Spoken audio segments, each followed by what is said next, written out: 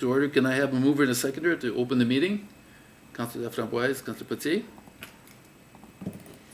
Moved by Councillor Laframboise and seconded by Councillor Potier, be it resolved that Council for the Corporation of the Municipality of St. Charles hereby opens the regular meeting of Council at 6 p.m. on March 18, 2026.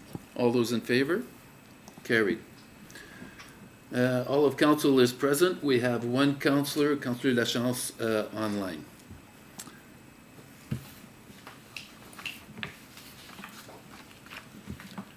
We would like to begin by acknowledging that we are in Robertson-Huron Treaty Territory, and the land on which we gather is the traditional territory of the Atikameksheng Anishinaabe. We also wish to recognize our neighboring community of Doki's First Nation. While we meet today, we would like to take a moment to acknowledge the importance of the lands we each call home. We do this to reaffirm our commitment and responsibility in improving relationship between nations and to improving our own understanding of local Indigenous people and their cultures. Can I have a mover and a seconder to adopt the agenda? Councillor Loftus, Councillor Lachance. Moved by Councillor Loftus and seconded by Councillor Lachance, be it resolved that the agenda for the regular meeting of Council held March 18, 2026 be adopted as presented. All those in favor? Carried. Disclosure of pecuniary interest, Councillor Framboise. None, Your Worship. Councillor Loftus. None, Your Worship. Councillor Potier. None, Your Worship. Councillor Lachance. None, Your Worship. And none for myself. Anybody from the public? No. Anybody have announcements on council? No. Okay. Tonight, our first item is item 3.1, which is a presentation regarding St. Charles Sludge Survey Report. And it will be presented to us tonight by Ted Smider and Fred Beauvais. If you would please, gentlemen, take it away. Thank you. I'll just give a quick overview of the survey that was completed back in October of 2025. Excuse me. Hydro Survey conducted the sludge survey at the St. Charles Lagoon for the municipality of St. Charles, like I stated, October 3rd and October 4th of 2025. The purpose of the sludge survey and the report is to map and quantify the sludge accumulations in the cells 1 and 2. They were both active at the time of the survey. The current hydraulic capacity based on the study, cell 1 is 36,724 cubic meters. Cell 2 is 25,262 cubic meters. The total estimated volume of sludge to be removed based on the report is cell 1, 721 meters cubed, cell 2, 866 meters cubed. The findings on cell 1 and 2 have 9% for cell 1 and 15% for cell 2 of their volume occupied by sludge. Both cells had vegetation growth throughout at the time of the study. It was a little more significant in cell 2. I can attribute that probably to the hotter summer that we had. I know multiple lagoons that we operate had duckweed on them and had more growth than normal. Duckweed was observed on both cells. There was shoreline vegetation on both cells, which was considered overgrown, so are cattails, brush, or the tall grass, typically on the edges of the cells. Based on the report and looking at the results, the accumulation, Hydro Survey and myself, it looks pretty light in both cells, considering that both of these, I don't believe, have ever been dredged before. There's a minor amount that is concentrated around the inlet of both cells, and cell 2 is seeing a little more buildup over a larger area in that cell. The average thickness for the cells 1 and 2, cell 1 was 0.11 meters and cell 2 was 0.3 meters. The capacity based on the survey was pretty good at 0 meters it was empty, it was 36,000 in cell 1, and I think it was 25,000 in cell 2. When you get right up to 1.2 meters in level of water in it, we were around 1,766. So the capacity seems pretty good, and to date there's not a lot of sludge in there that I expected, but I would assume because nothing's been hauled to those lagoons for as long as I've known anyway. I'm not sure if anybody else is aware if it's ever been hauled to, but the sludge in both cells look very, very light, which is a good sign. Jose, yeah? You're on mute. Muted. Can't hear him. Jose, you're muted. Good evening, Your Worship and council members. My name is Jose Casal. I'm a senior engineer and project manager with Ontario Clean Water Agency. I'm here in supporting Fred and Ted going through this matter. The only thing that I wanted to say at this moment is, Fred, I have access to my computer right now. So if Your Worship and the council members allow me, I will be pleased to share on the screen, so it may be easier for you to have some visual images to accommodate this presentation as well. Okay, go ahead. Is that something? Okay, go ahead.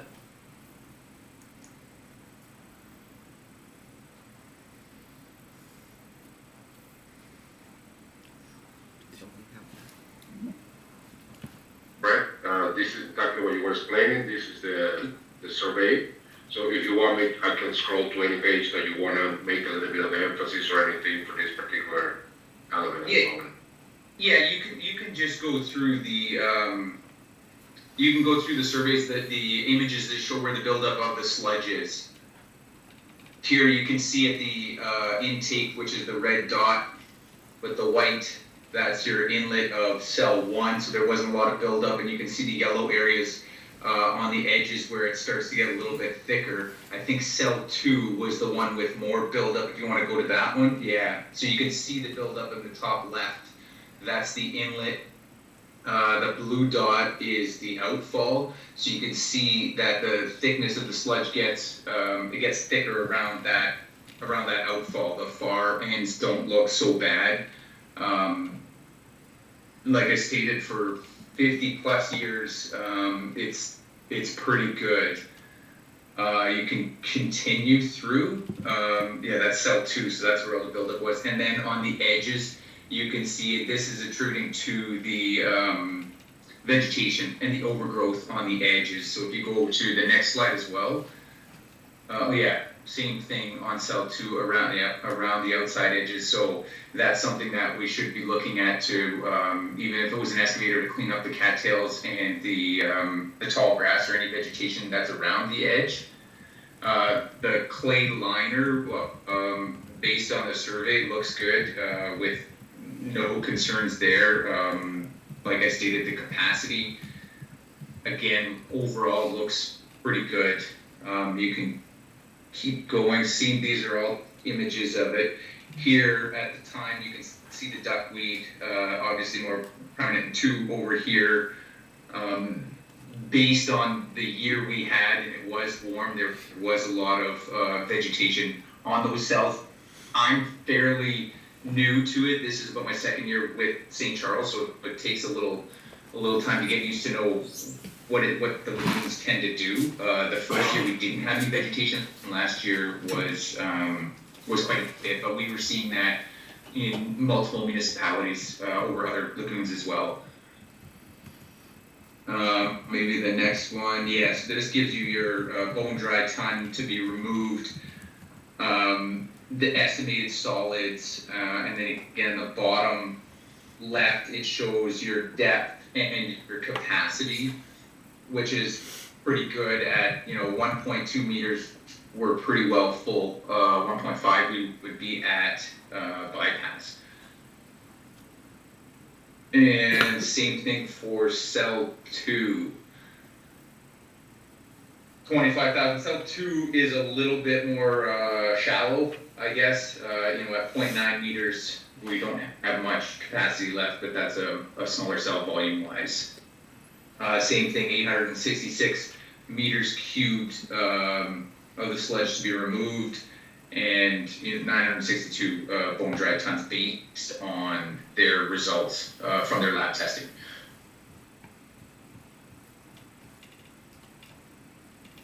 And just the top view 3D profile of the sludge, you can see in cell 2 has got a little bit more than cell 1. But like I stated, overall it wasn't as bad as I thought it would be worse, to tell you the truth, just based on the age of the cells and never being dredged before. And I think they stated in the same thing here. This one looks pretty good. The accumulation, like I said, is based on their results, is light amounts around the inlet chambers. Next one, I think it'll be just a glossary and then our lab results based on specific gravity. Everything from their lab results just determines what we can remove in dry tons, what we can remove wet. I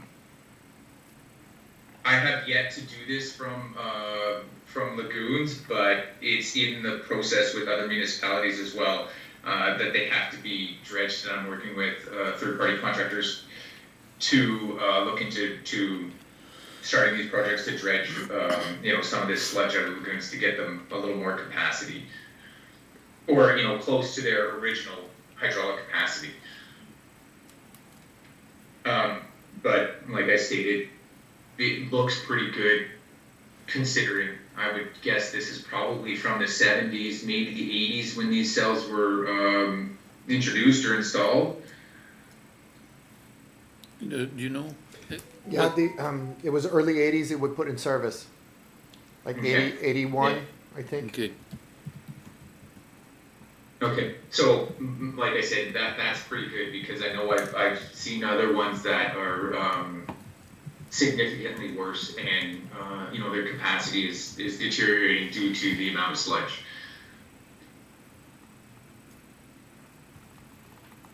And then I think the rest is just lab results. Jose would be the rest of it, and that's about it. Like, I don't know if anybody has any questions in regards to the survey. We typically like to do these at least, I'd say 5 years, but 10 years would be better, based on what the cells, if they accept sludge, if they're, in your case, if you're looking to accept sludge. I think it's just good practice to determine where we're at capacity-wise. Okay. Because if we have to go down that road, I know, I don't want to say an emergency, but we need, we're constantly bypassing, or the capacity is just not there, then it's a big job and it's a big cost. So like I stated, we like to get these surveys done at least every 5 years, or minimum, even 10 max, but based on what it's used for. Okay. All right. Any questions from council? Councillor Loftus. No questions for myself. Councillor Poitier. No, it's a great report. Would it be beneficial for there to be depending on which direction we go with the septage, to go with a more frequent survey, just maybe like one more in a couple of years instead of waiting 5 or 10 years? I don't know if that's something that's, I don't know what the cost is on those surveys. They're quite expensive, I'm sure. Yeah, it wouldn't hurt. No. Again, just based on cost and up to the client, essentially. If you feel you need it done every couple of years, then that's not an issue to have it done. And like I said, St. Charles hadn't accepted septage, so we went since the 80s till now, and the sludge buildup isn't significant. So I would think 5 years would be sufficient. I wouldn't think that you need to do it, every 2 years, but say, for whatever reason you start accepting septage, and that's something that can contribute to that sludge depth or that sludge in the cell, then yeah, maybe we want to look at it every couple of years. Okay, thank you. Councillor Lachance, any questions? Yeah, just one question, Brett. Well, first, thank you for the presentation, and thank you guys all for the report. It's a nice study to see. I think we're all pleased when we've seen the amount of accumulation that's actually in the bottom of the lagoons, and we're all happy to see that. The only question I have is that if we were to pursue accepting septage, what kind of, should we be concerned of how the septage is being placed into this? Should we have some kind of a system to disperse it more evenly throughout? Because obviously the road would be close to the north side of both cells, so it would be easier to fill up the north side for us, but that might cause us issues if we can't spread the septage. Is that something that's included in a septage receiving station, or? Yeah, that could be something else that we're just going to get into immediately. I'm sure Jose can speak to it a little better than I can. Yeah, I agree that MECP would state the same thing, that they would want, some procedures in place if we were to accept septage. I think dilution or some sort of receiving station would help, instead of, just dumping it, go to that north side and just let it go into the cell. I don't know if that's what you were thinking, Joshua, or if, I don't know if that was done in the past before. I know, based on previous experience with just dumping in the corner, I shouldn't say it doesn't work, it's not good. Because one, it erodes the bank. Two, it causes a buildup at that specific site. And it's not like your trucks or these trucks that are coming in here can just drive around and pick a spot to dump it, right? Like, it's essentially one spot they can bring it. But I think, Josh, we'll get into that. I'm sure that if we look to accept septage, there's a slew of procedures that the MECP wants. Like Jose stated, it was Pandora's box when we went to look at it. And Jose, like I said, he can speak to it a little better than I can, based on, one, what they want, two, how do we get from point A to point B to be able to accept that. Because if you look at the scans from cell 2, it almost looks like it was subject to some dumping in the past. Like you see, that's where the road goes, that's where the biggest buildup is. So just okay, no, that's fine. Yeah. Thanks a lot for your input, and I appreciate your time. No problem. Yeah, I agree, Josh. That's probably where it has. I don't know what was in the past. Maybe there was some trucks that come in, and I don't know if it was. I don't know. I can't speak to that. I just know that when it was questioned, right, if we were able to accept septage, MECP come back with a long list of what they wanted to see, or the route we had to go to accept that. Any more questions, Josh? Councillor Lachance, sorry. That's all right. That's what I do for myself. Thanks. That's it. Okay, I have just a few extra questions.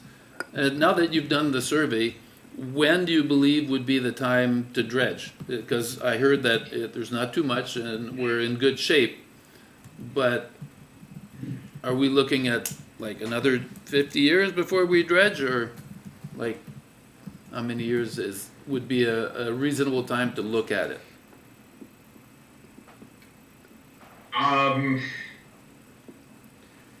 It's a good question. I would think probably, like, I would start planning for it, because I know it's not cheap to get it done, but like I don't know, the next 3 to 5 years, even if it was to take 50-60% of it out, I think that, we should look at cleaning around the edges, the cattails and the tall grass. I'm sure that will help as well. But as for dredging in those thick areas, 3 to 5 years, I could get you some potential costs on it. I think that if I had multiple lagoons in the area, those demobilization and mobilization costs would be shared among, if we had 2 or 3 municipalities on board, whereas you just have them come up and do one. But my personal opinion would be 3 to 5 years. Like, I would at least plan for it, because the sludge just isn't gonna go away. There is other options. I'm not super familiar with it, but I know I should get results from it. But there was an Act Design pilot project that was done up north. I can look into that, where it wasn't actual dredging, it was enzymes that consumed a lot of that organic sludge that was in there. Yeah. So what I'll do is I'll get you some results from that pilot project that was completed, 2 years ago, Ted? I think it was about two years ago. 2 years ago, yeah. And at least I can put some options in front of you, based on how these results worked for that cell, and they had a survey as well, so we can compare the lab results and at least have that as an option, as well as dredging. I know it was a cheaper option than dredging. They were a lot worse than what St. Charles is. Yeah. They had much more sludge. So it just depends on the organic component of it. Mm-hmm. Is the sludge split into organic and inorganic components, or is it just all sludge? Like, because you're saying that the enzymes would work on the organic component? Yeah. Is there the Yeah. split here? Let Jose, he's more qualified than us.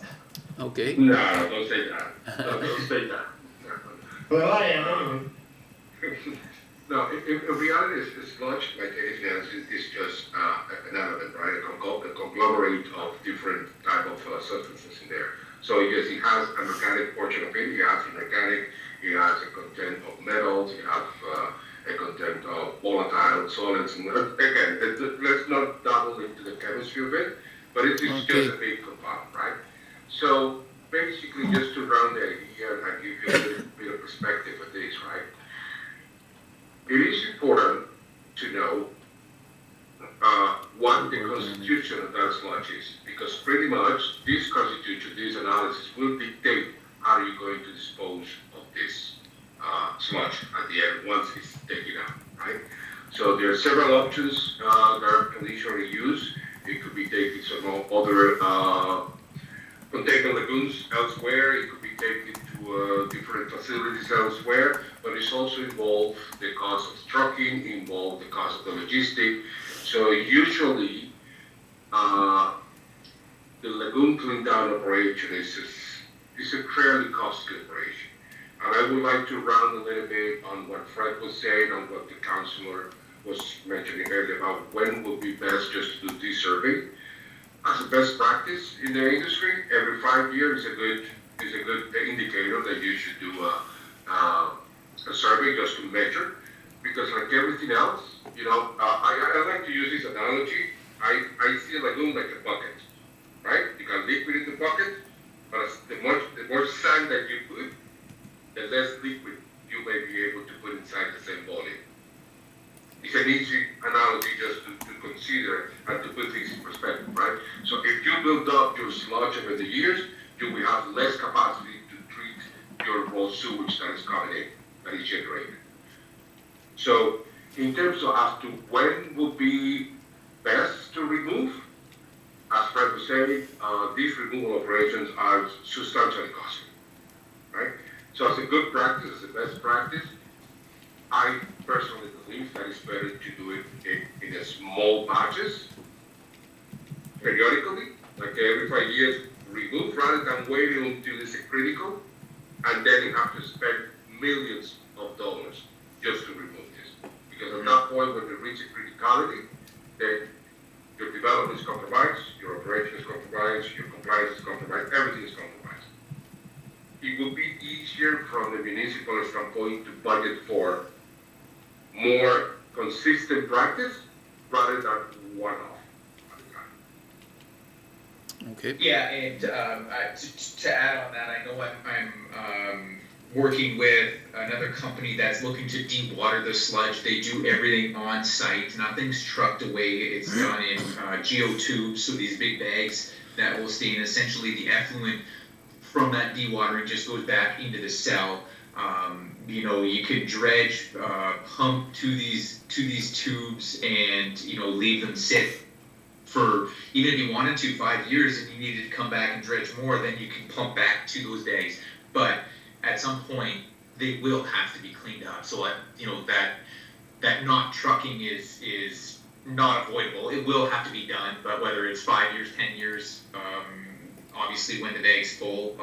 But that, again, like Jose just said, you pick away at it a little bit at a time instead of, oh no, we're in trouble, we need to get rid of this, and that's where the significant cost is obviously going to come in.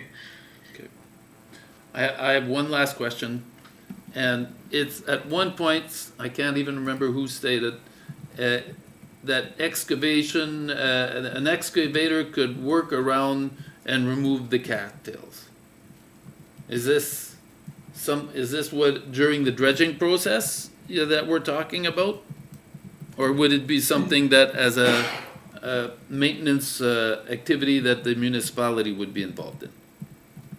Yeah, it not necessarily has to be done with dredging. It's definitely a maintenance activity that the municipality can easily take care of, just to pull those cattails up. Would the 90% of it is cattails or long grass right on the edges. I know in other municipalities we do the same thing, or the municipalities do the same thing, where they have a small excavator that comes in and just pulls those cattails off of. Essentially, it's almost like the shoreline, as far as he can reach out before they get. Like I've seen these cattail patches so big that they're almost like floating islands in the cells themselves. Because if it's not maintained or that maintenance isn't done, then those cattails are just going to get thicker and thicker and more and more. And again, that's going to attribute to capacity as well, right? Especially if it gets like a small island out there. okay? Actually, just to round a little bit more, right? It actually having vegetation, aquatic vegetation in a lagoon cell is actually advantageous because these plants, they uptake nutrients, phosphorus, nitrogen from the sewage that is there for the growth. But there is a very common practice in lagoon operation, which is the harvesting, right? These plants should be and must be harvested up to a certain point when they have grown. So by doing so, you remove those nutrients that they obtain from the liquid and you take it out of the system. If those plants decay or die, again, those nutrients go back. And as Fred said, the more they grow, the more capacity they consume. They take from the lagoon. Okay. So it's actually a good thing to have it, but as part of the regular operating procedure, harvesting is also recommended just to maintain the health of the system. Mm-hmm. Okay. Thank you very much. Any last questions from councillors? No. All right. Thank you very much for your report. So sorry, Your Worship, we have a second report following this. They're speaking to Septage. Okay. And I'm sure Jose will have some interesting information for council Okay. on Good. this subject. So if we can, Minute. Let's go. So I'm so sorry, Dennis. I'm sorry. Oh, go ahead, Jose. Well, Sorry. I gotta turn this off. I'm gonna open the other one here. I had it on here. So just to put a little bit of context into it, right? We were brought into the consultation by Representative Feliz and Javi by the municipality just to assess the possibility of handling septage from the neighboring residents and that are currently being disposed using trucking service correctly, if I'm wrong, Fred. And they're using trucking service, I believe, in Sudbury. Is that correct? No, just east of them, I believe. Just West Nipissing. West Nipissing, my apologies. Yeah. All right. So the problem or the statement at hand was to see if this lagoon system was capable to receive septic from those entities. So we were just looking for information. We came across that the previous operating authority, Canadian Shield, prepared two reports, two capacity assessment report, one in 2023 and another one in one in 2022 and another one in 2023, right? The 2023 doubled or dived more into the details of the septic there. At that moment in time, there was a consultation with the Ministry of Environment as to how, they could proceed with this. But we didn't have that information, so what we basically did, Fred approached the regional MECP officer, Paris, just to get some information about what transpired at the time, right? So what we received from Paris was this, which is basically in today's agenda, but I wanted just to share for everybody's better understanding, right? So basically, Paris came back with a series of elements or activities, projects, studies that needed to be done to ensure that this lagoon was capable to receive septic. So again, perspective to gain a little bit of understanding of this, right? Capacity of any lagoon or any wastewater treatment facility to receive septic is basically down to two main aspects. One is quantity, which is the volume, and the other one is quality. How much the quality of the effluent that is released to the environment. The good thing is that when Fred Aqua prepared that survey study, it appears that this lagoon is in fairly healthy conditions based on the sludge accumulation, which is indicative. It's not 100%, but it's indicative that it may be sufficient capacity to accept more. There may be, again, it is to be confirmed, but it's a good indicative that it could take. However, the problem or the concerns were raised about the quality of the effluent that may be as a result of adding septic in the lagoon. So, what the Ministry of Environment was recommending is, if the only options, or if the options that would be assessed is just use the lagoon to receive septic, they will require something that is called a simulated capacity study, or a receiving body study as well, which is the same thing, the same terminology. So basically what they're looking for is to assess how will be the impact of this extra loading caused by adding septic once the lagoon is released into the receiving environment. Based on the information that we have from the operation, I think the receiving body is a sensitive water stream. I think it's a great, Fred, you gotta speak a little bit more. My understanding from our conversation is that this creek goes dry sometimes of the year. Yep. Right? So the ministry has concern about the quality of that effluent that is gonna be disposed into that. So they're asking for these elements here. So basically, they wanna know what will be the impact of adding more loading. Septic is a concentrated sludge, which is really, really concentrated. When you put it into the lagoon, there is an extra loading. So the box in there will have to work extra to remove that loading and produce an effluent with the quality that is in the compliance limits. So they are concerned. They need to know if this lagoon is capable to downgrade or biodegrade this septic, right? So they're also looking what is the possibility to some sort of a relaxation of the effluent quality criteria, which is again, is something that to the discretion of the Ministry of Environment and pretty much anchored by the outcome of this assimilated capacity study, right? They're also looking about sensitivity or stress of the environment. They're looking about modification, that was what the Councilor Joshua Lachas was mentioning before about a receiving station. They are requiring to create an infrastructure around this lagoon that will fit the purpose to receive this septic. They're talking, for instance, in New Outfall, they're talking about down here for it's screening, it's what they call private treatment, group removal. How is it going to happen? Is it going to the opportunity is going to be because of the blending or because of the holding time, right? So there is a series of elements to do that. So in other words, the ministry is asking for a very comprehensive study, even before we get to the point that we can put an amendment to the current environmental compliance approval. Chances are, there is a risk that as the outcome of this study may dictate that this lagoon cannot take. And then at that point, we will come back to the square one. Again, we have the same problem, but we don't have a solution.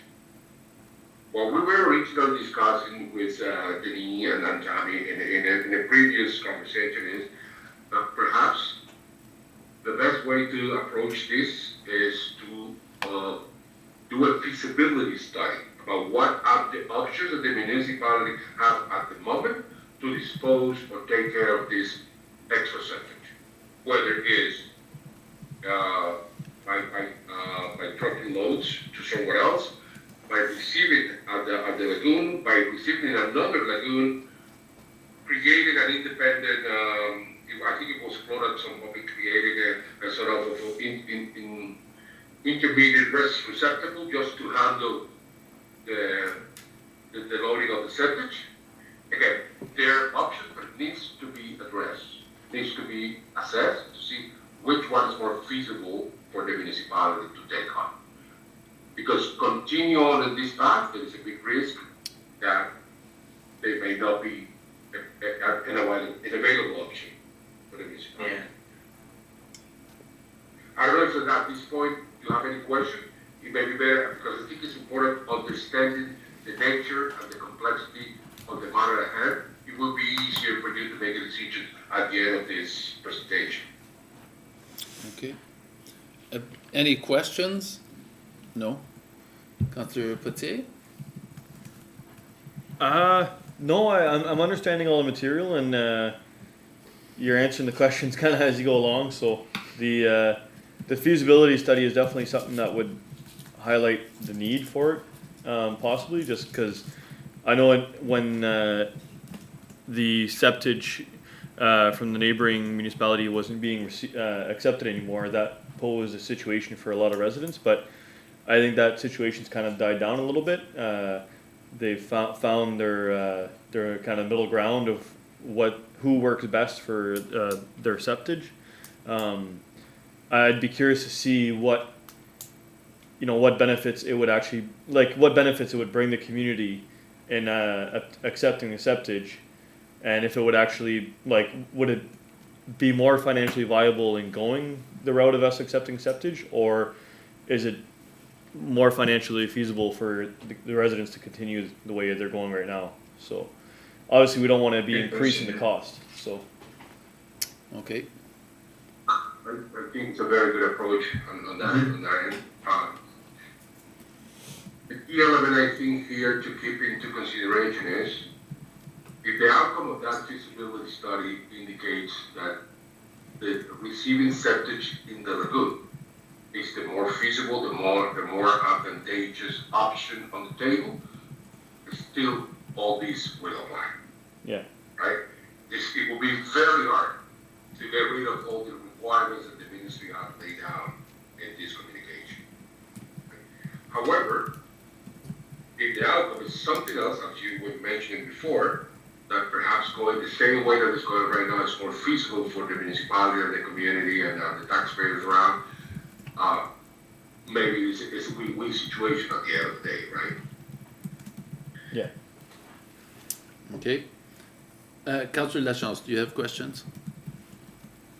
And just to add that I think that what Councilor Potier said isn't untrue, but what we got to consider still is that if we get into a situation where West Nipissing Sanitation won't accept our septage no more at their location, where we're still responsible for taking care of the septage of the residents of the municipality.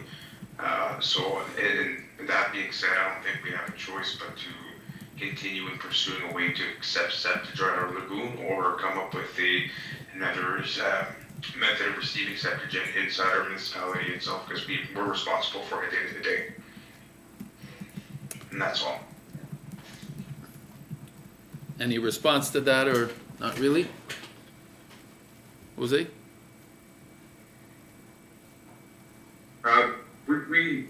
There's no impossible option at the moment. Yeah. Okay? There's no impossible option. It's just every option or every alternative, it has their intrinsic costs associated to it, right? I see merit in what the Councilman LaChance is saying. At the end of the day, the municipality is responsible to guarantee the constituents, the disposal of these septic. However, going this route alone without exploring what could be option one, plan B, plan C, in case some of those things that have been agreed upon fail down the road, it will, in my opinion, incur in significant costs and in significant time before that lagoon is ready to accept septage. We're talking in the ballpark of millions of dollars. Okay. Because, again, just to put things in perspective, it's not only the studies, there will be some capital or infrastructure upgrades required. Yeah. Every time that the current approval document, which is the environmental compliance approval, is subject to an amendment, there is always a risk that the effluent quality criteria may change. More importantly, if it's the outcome of that simulated capacity study that the ministry is required to be completed, in the receiving body stream, that creek indicates that the effluent that to be disposed in that particular creek requires to be more stringent, more cleaner. It means that there may be a chance, there may be a risk that the lagoon itself may not be able to produce an effluent of such quality.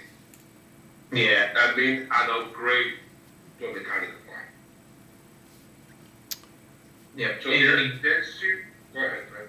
No, I was just going to say, currently, there's no compliance issues, but because, like Jose said, we're not going for an amendment, our ECA limits are set. We typically or always meet those limits, during discharge, but then, we open that ECA up or we ask for the amendment and they said, well, okay, it's going to the ditch that sometimes has no flow.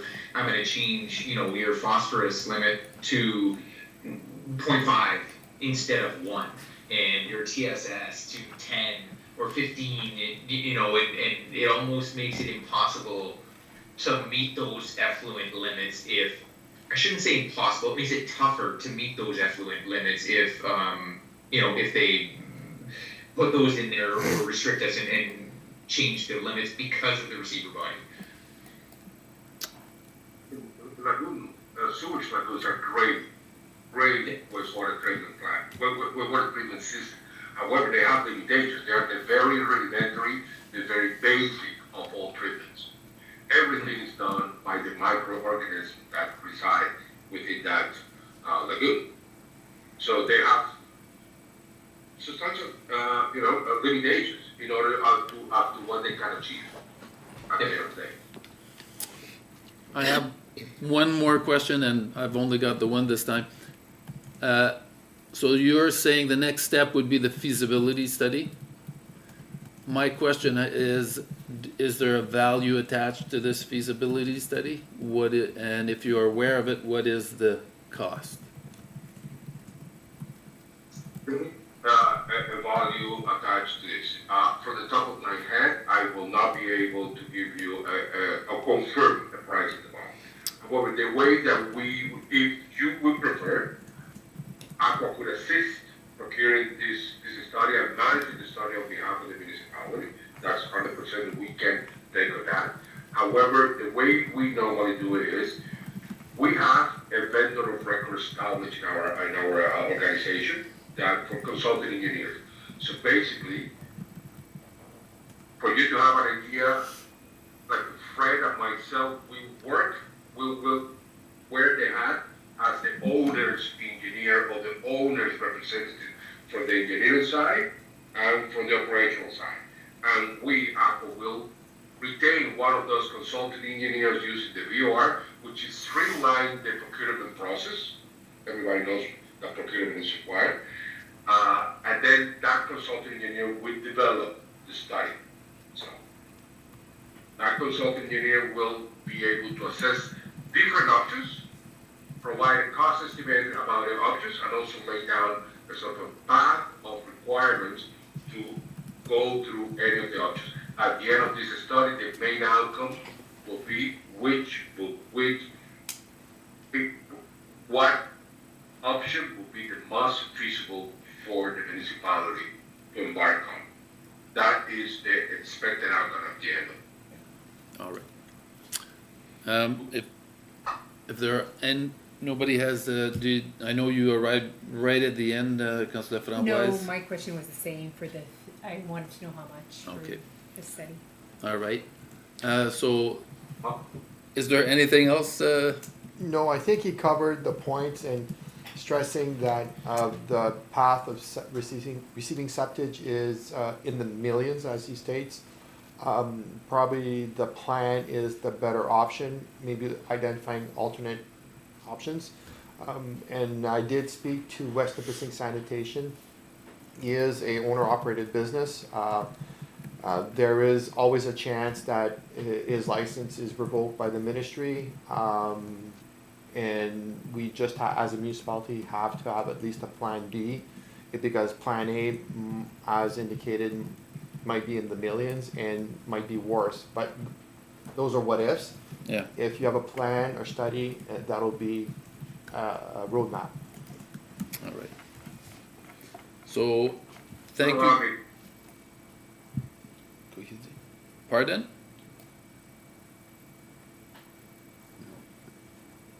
I I missed would that. like to add something. Oh, he wants to add something. Okay, go ahead. Yes, go. Since my VPN just pulled me out. Anyways, there was another element that we had the opportunity to discuss with Ian and Tommy at the time, and it was about growth and development. We understand that the municipality would like or has intentions to develop and grow in the community, and addressing the problem of the septic receiving station will not guarantee that you will have infrastructure capable to accommodate this future growth and development. I don't know if this may be, I wasn't the expression that the also we're going to brush upon all these particular elements as well. Yeah, that is something that we were looking at for growth in the municipality. And at one point, it was by the previous organization evaluated that our lagoon system could handle the new growth of the new subdivision. Has that evaluation changed? May be impacted if the route is for septic. Again, septic is the primary focus at the moment. It's the most critical element. I think we should concentrate or focus on the septic. And if the question of development or any impact as a result of receiving the stage acceptance, maybe we can discuss it another time. I do apologize. I thought that we were also part of this when I read the agenda, but I probably confused. And Jose, so for the potential growth, I think that the feasibility study would tell us, if we're accepting septage and then what our potential operating capacity would be, right? Because I think we discussed, if we were around 46% at capacity, then we have that 54%, or I shouldn't say 54, up to 80% of operating capacity. And I think that with the feasibility study, that would at least give us an idea if we were to accept septage, what it's going to bring our capacity up to. Well, it would have to be specified the moment that we do the procurement, when we prepare the request for service, all these elements, because it's deviate. At the end of the day, Fred, is just to prove with the current level of service, which is what the lagoon is treating you today, how are we gonna bring it to the next level of service, which will include additional, residential development, constitutional, or, you know, whatever, plus the, septage. Being added. So all those elements, I think it will be possible to incorporate in one. But again, it has to be properly laid down at the time that procurement document is prepared. Okay. Okay. So if that is the end, nobody, that's it? I will be saying thank you very much for your report. It's a lot of information to absorb and give us something to decide on very shortly, I hope. Thank you very much. Thank you. Great, Thank you. Have a good night. have a good night. Good night.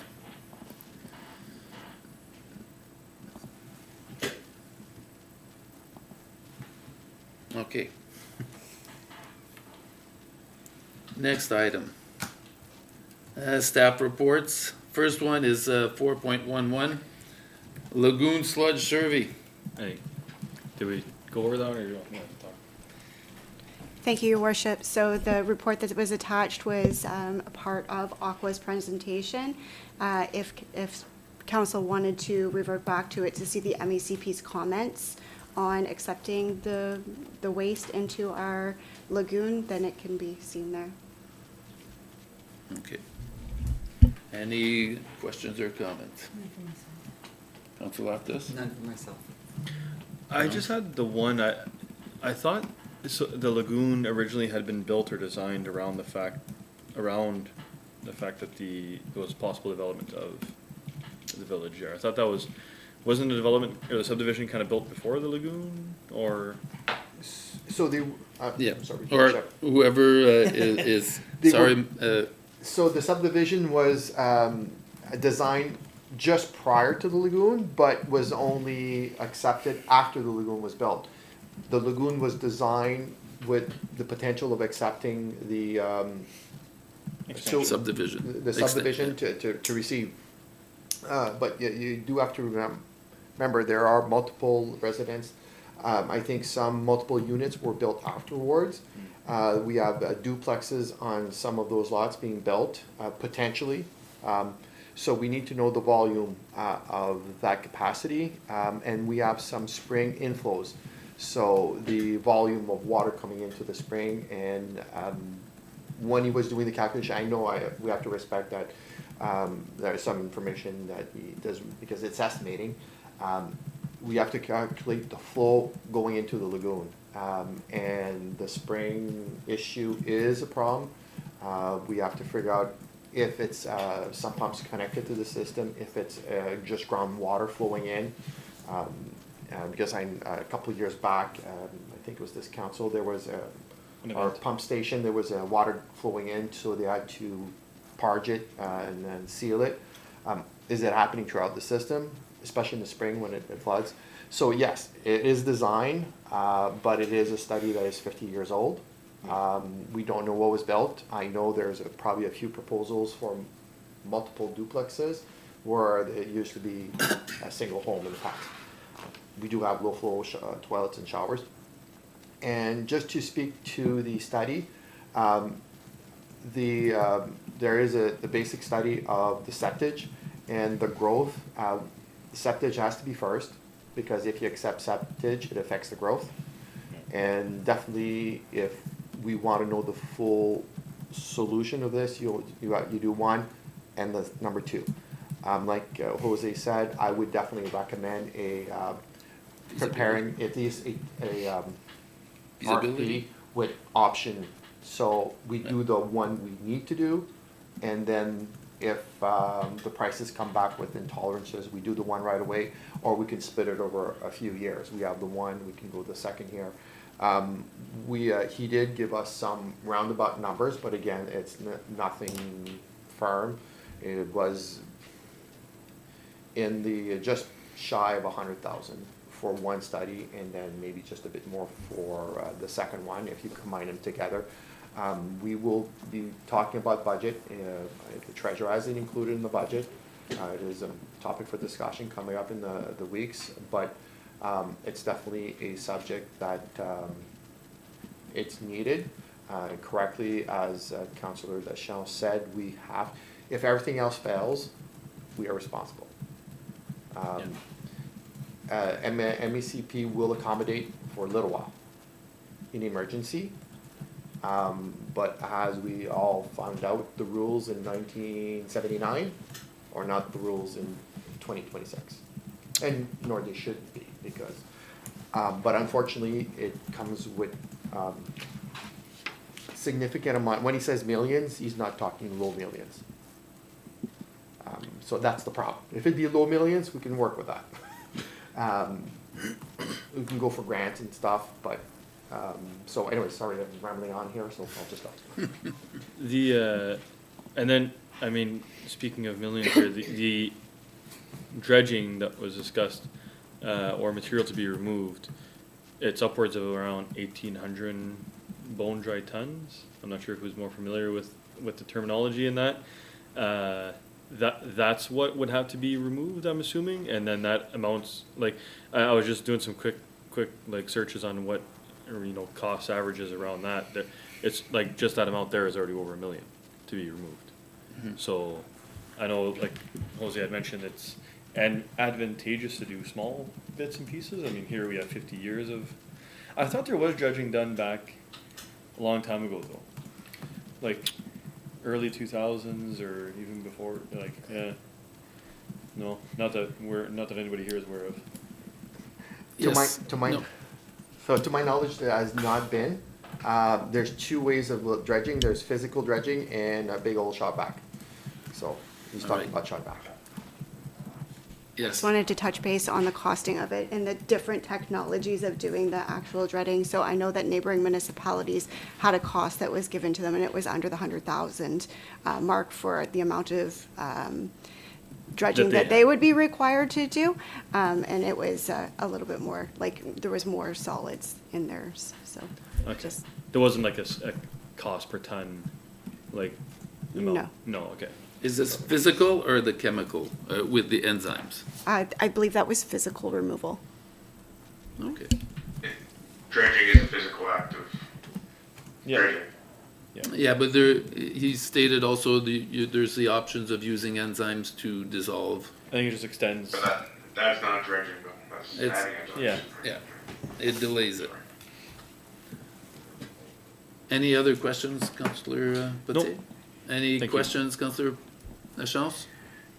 Yeah, just quick to speak to like what Councilor Putzer was saying too about accommodating for the subdivision in the past. Even if that were the case, what we're seeing is more and more requests for septic tanks in those subdivision lots.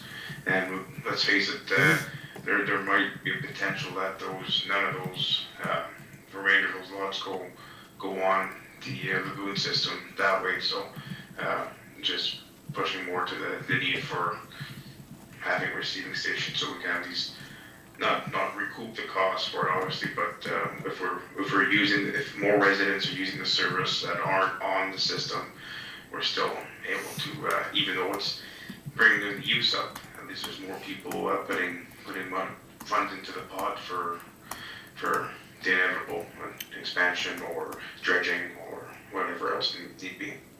All right. Anything to add? Just a quick add, one day we'll do the study for looking at options.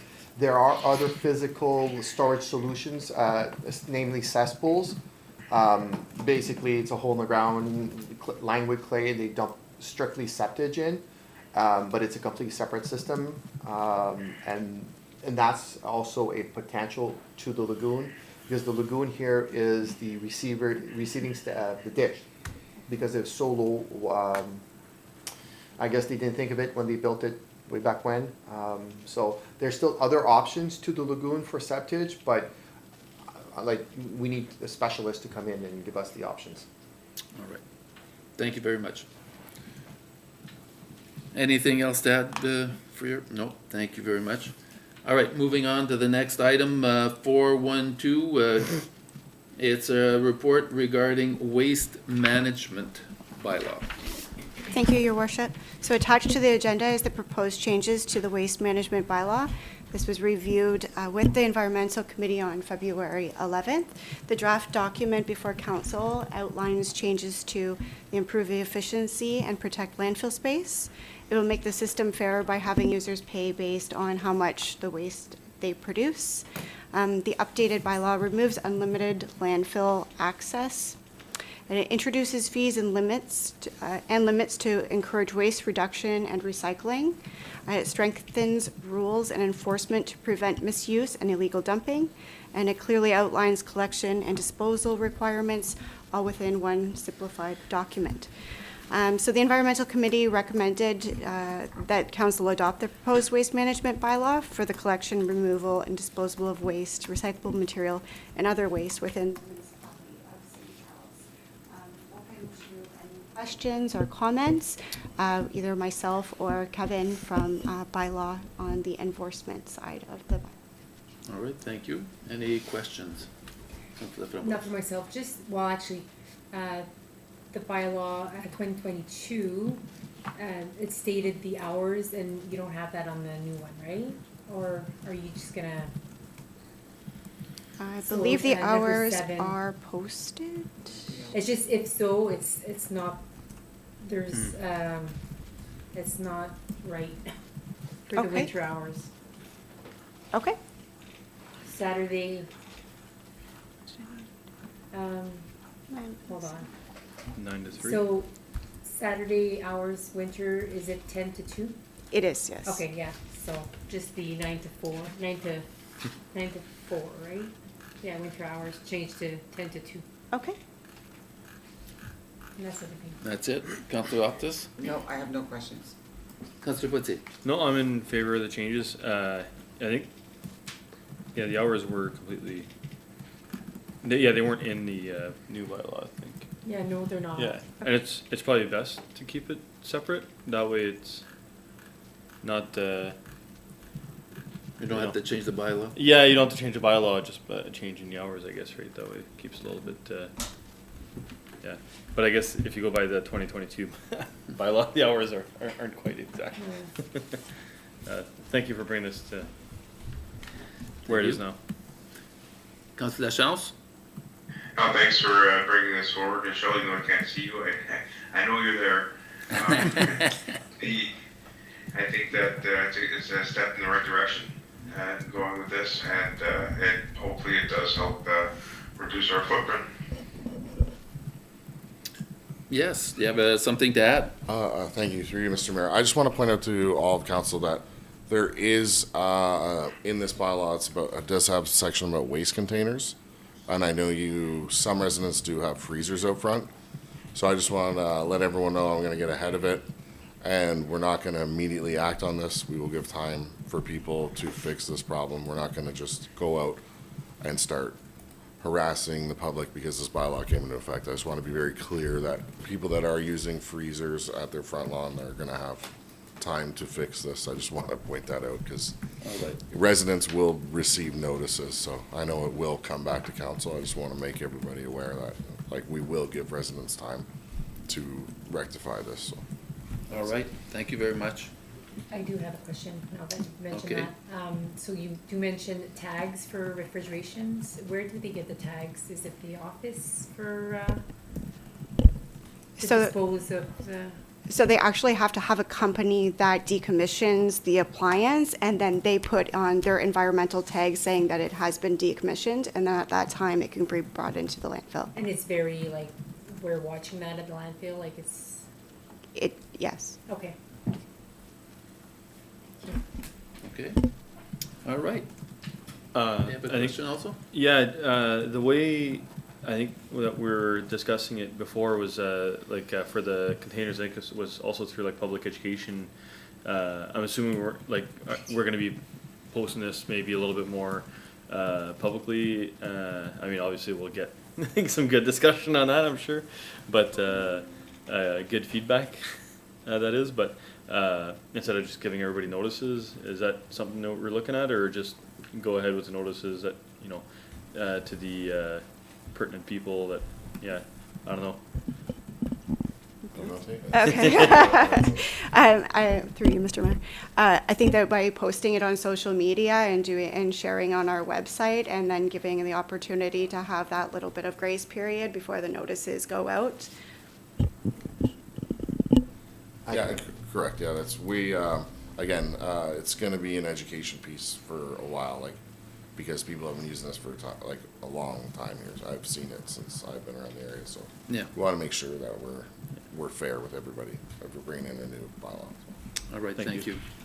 Do you have something you wanted? I was just gonna suggest, potentially including in the final tax bill going out in July to all residents with a firm date of this is your grace period. Please remove the rested freezers at the end of your driveway.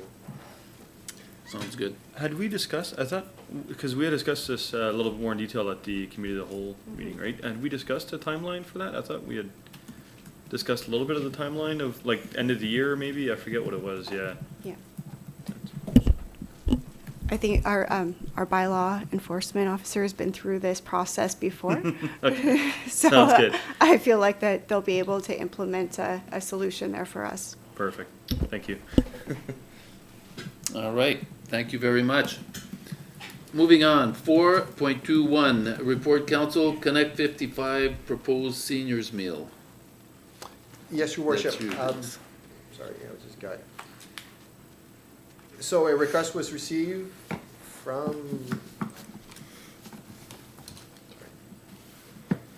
Connect 55 regarding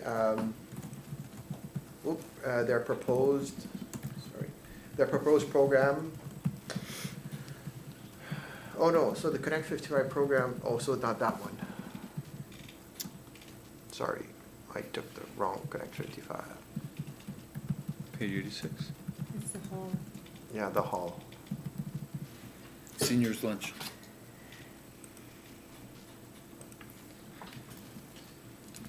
There we go. Sorry about that. They're proposing, they're proposing an event for June 17th for a seniors meal, and they're seeking council's approval. The request is, I just copied and pasted the request. And then the analysis is basically it falls within the mandate of why the Connect 55 was established, providing meals to seniors.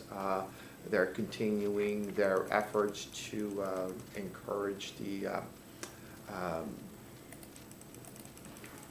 distributing foods to seniors program.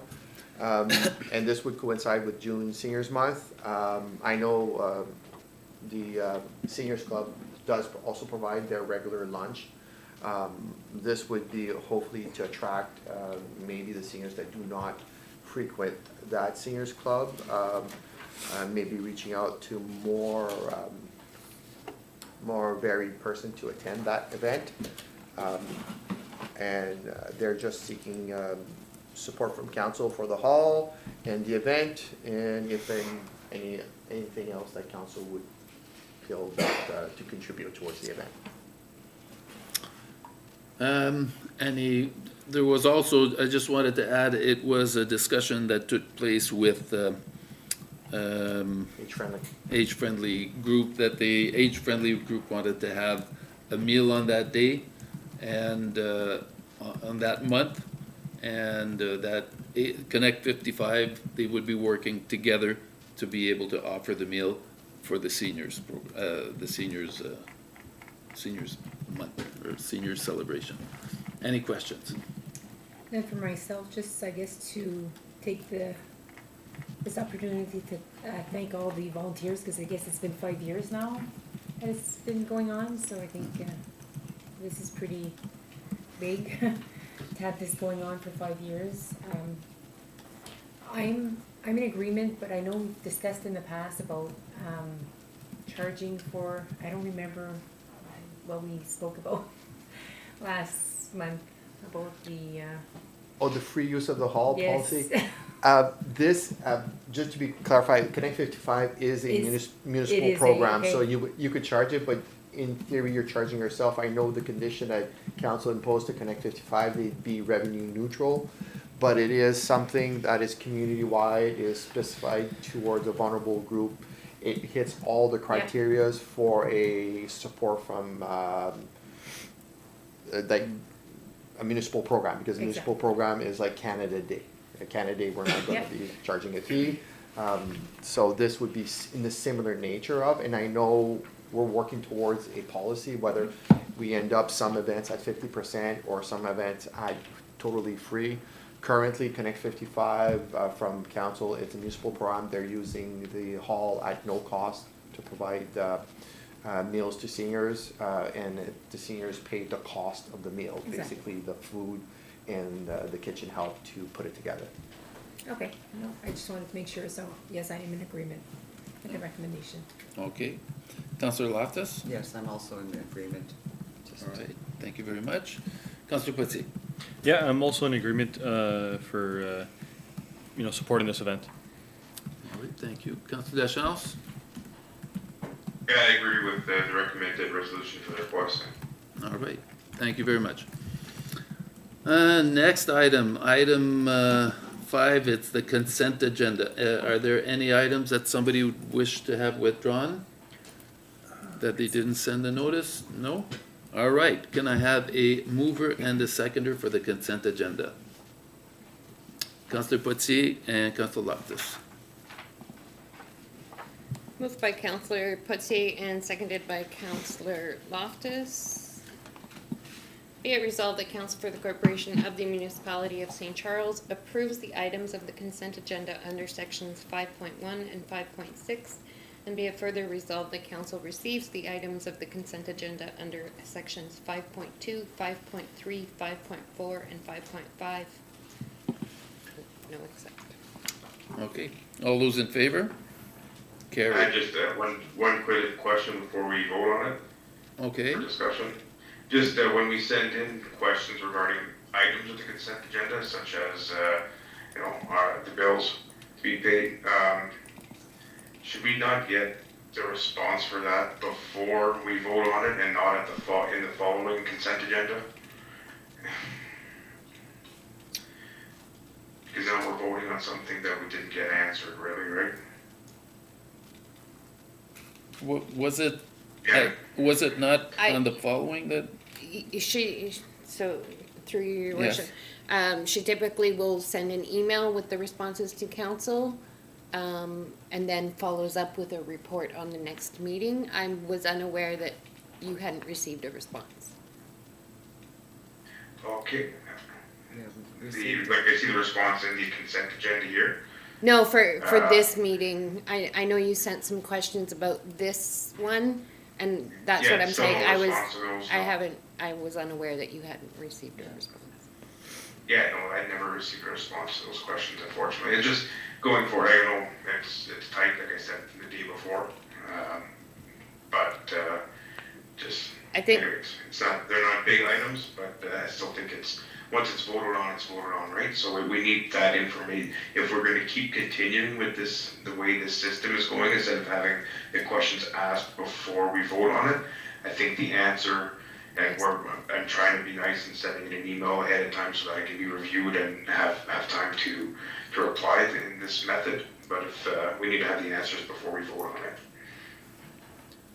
I agree. I think that is the plan.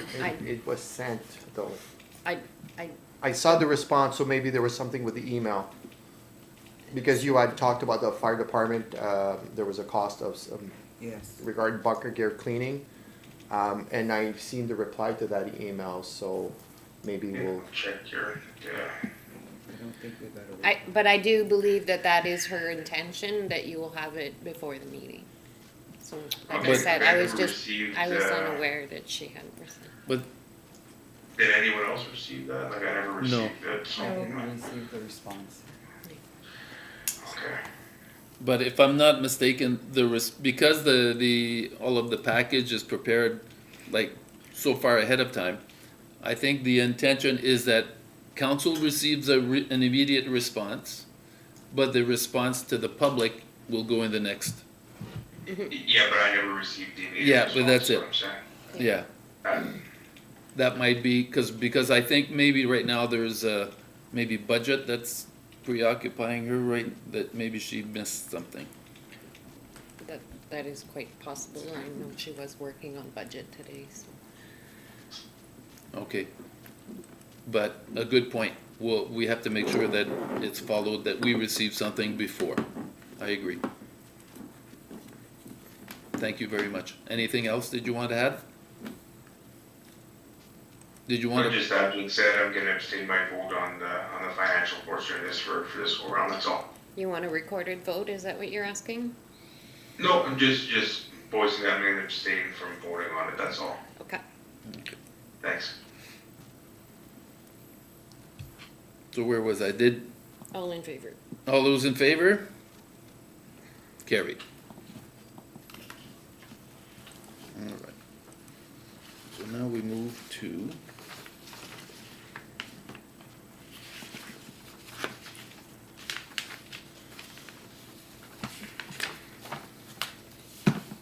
bylaws.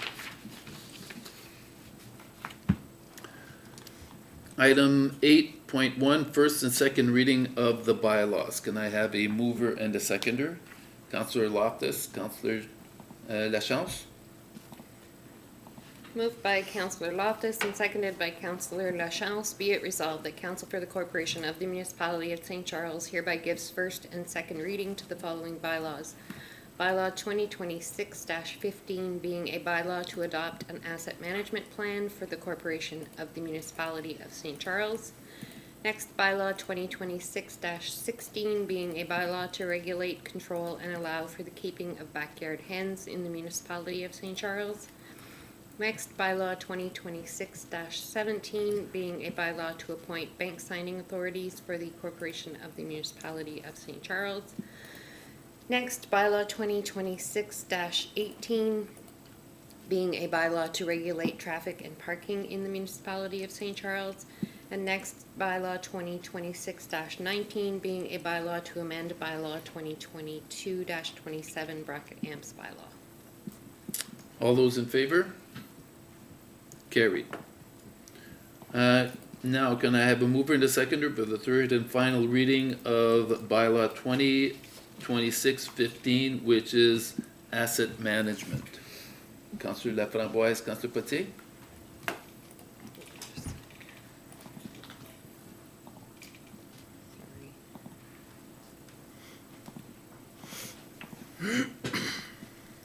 Moved by Councillor Laframboise and seconded by Councillor Potier. Be it resolved that Council for the Corporation of the Municipality of St. Charles hereby gives third reading to and finally passes bylaw 2026-15. Any questions? All those in favor? Carried. Next, item mover and a seconder for bylaw 2026-16, which is the backyard hens bylaw. Mover and a seconder. Councillor Lachance, Councillor Potier. Moved by Councillor Lachance and seconded by Councillor Potier. Be it resolved that Council for the Corporation of the Municipality of St. Charles hereby gives third reading to and finally passes bylaw 2026-16. All those in favor? Carried. Next, I need a mover and a seconder for bylaw 2026-17, which is a bylaw for modifying banking authorities. Councillor Loftus, Councillor Laframboise? Moved by Councillor Loftus and seconded by Councillor Laframboise. Be it resolved that Council for the Corporation of the Municipality of St. Charles hereby gives third reading to and finally passes bylaw 2026-17. Any questions? No? All those in favor? Carried. Next item is bylaw 2026-18, which is a traffic and parking bylaw. Mover and a seconder, please. Councillor Potier and Councillor Framboise. Moved by Councillor Potier and seconded by Councillor Laframboise. Be it resolved that Council for the Corporation of the Municipality of St. Charles hereby gives third reading to and finally passes bylaw 2026-18. Any questions? All those in favor? Carried. Next, mover and a seconder for bylaw 2026-19, which is the AMPS bylaw. Councillor Loftus and Councillor Laframboise. Moved by Councillor Loftus and seconded by Councillor Laframboise, be it resolved that Council for the Corporation of the Municipality of St. Charles hereby gives third reading to and finally passes bylaw 2026-19. All those in favor? Carried. All right, now we go down to item 11, a closed session. Mover and the seconder. Councillor Poitier, Councillor Lachance. Moved by Councillor Poitier and seconded by Councillor Lachance, be it resolved that Council for the Corporation of the Municipality of St. Charles hereby opens a closed session at 7:20 p.m. to discuss personal matters about personal matters about an identifiable individual, including municipal or local board employees, as authorized under Section 239, Bracket 2, Bracket B of the Municipal Act 2001, as amended. Topic: union negotiations update. Next, labor relations or employee negotiations, as authorized under Section 239, Bracket 2, Bracket D of the Municipal Act 2001, as amended. Topic: union negotiation update. All those in favor? Carried.